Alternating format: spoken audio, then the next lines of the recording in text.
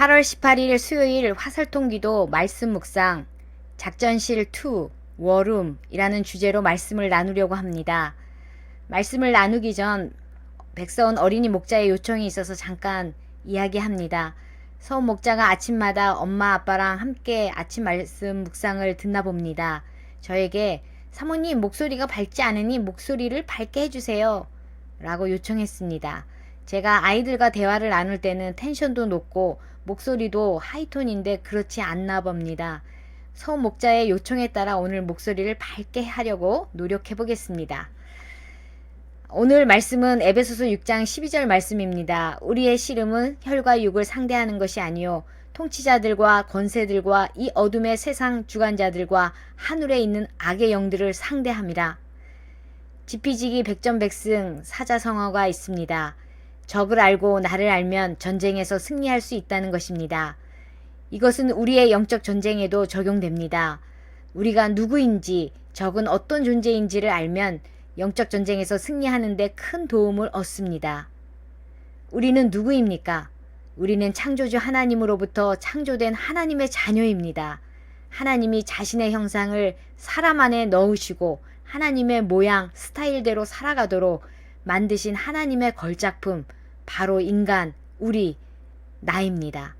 하나님은 인간인 우리 나를 보실 때 너 안에 나 있다 라고 하면서 정말 좋아하셨습니다. 하지만 인간은 하나님께서 창조주, 왕, 주인이라는 사실을 거부했습니다.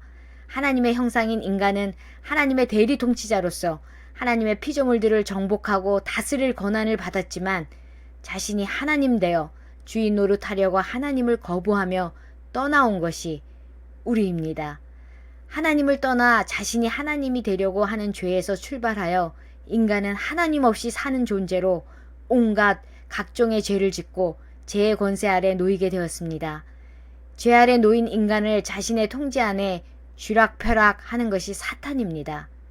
사탄은 죄 아래 놓인 인간의 생각, 사상, 철학, 감정, 행동, 정치, 사회, 경제, 문화, 모든 영역, 그리고 개인뿐 아니라 집단적으로, 국가적으로 그 영향력을 행사하며 통제할 수 있는 능력을 가지고 있습니다.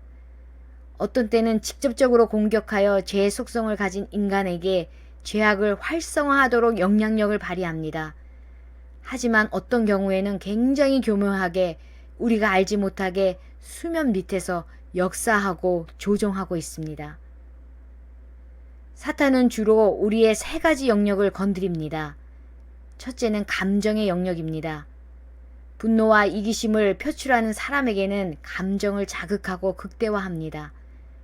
표출하지 않고 수구적이고 자기 방어적인 사람에게는 속에서 판단과 비난의 감정을 품고 미움과 시기, 질투를 싹트이고 앙심, 안갚음을 품고 벼르는 마음을 가지도록 부추깁니다. 사무엘상 18장 8절 이 말에 사울은 몹시 언짢았다. 생각할수록 화가 치밀어 올랐다. 사람들이 다윗에게는 수만 명을 돌리고 나에게는 수천 명만을 돌렸으니 이제 그에게 더 돌아갈 것은 이 왕의 자리밖에 없겠군 하고 투덜거렸다. 둘째는 생각의 영역입니다. 요한복음 13장 2절 마귀가 벌써 시몬의 아들 가룟 유다의 마음에 예수를 팔려는 생각을 넣었더라. 그렇기 때문에 우리는 생각을 조심해서 해야 합니다. 그리고 나의 생각을 예수님께 복종시키려고 해야 합니다.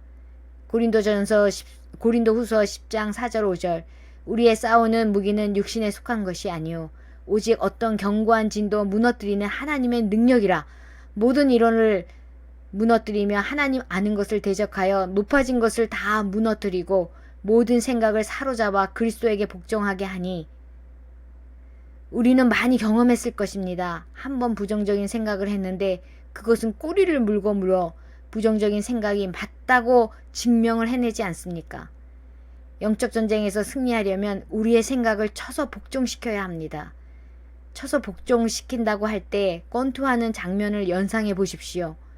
부정적이고 불신앙적인 생각이 올라올 때마다 쳐서 예수님께 복종시킵니다.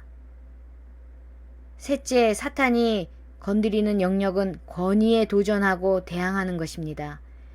이것은 사탄의 전략의 최고봉입니다.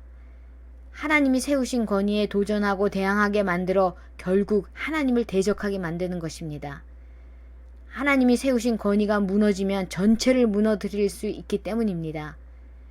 가정에서는 부모의 권위이고, 목장에서는 목자 목녀의 권위이고, 교회에서는 목회자의 권위입니다. 권위에 불순종하고 도전하고 있을 때 분명 그것은 사탄의 포섭에 이미 들어와 있는 것입니다. 히브리서 13장 17절 너희를 인도하는 자들에게 순종하고 복종하라. 그들은 너희의 영혼을 경성하기를 자신들이 청산할 자인 것 같이 하느니라. 그들로 하여금 즐거움으로 이것을 하게 하고 근심으로 하게 하지 말라. 그렇지 않으면 너희에게 유익이 없느니라. 사탄은 전방위적으로 우리의 약점을 건드리며 부추겨서 결국 하나님을 대적하게 만들려고 하는 전략을 가지고 있습니다. 그렇다면 우리는 어떻게 해야 합니까?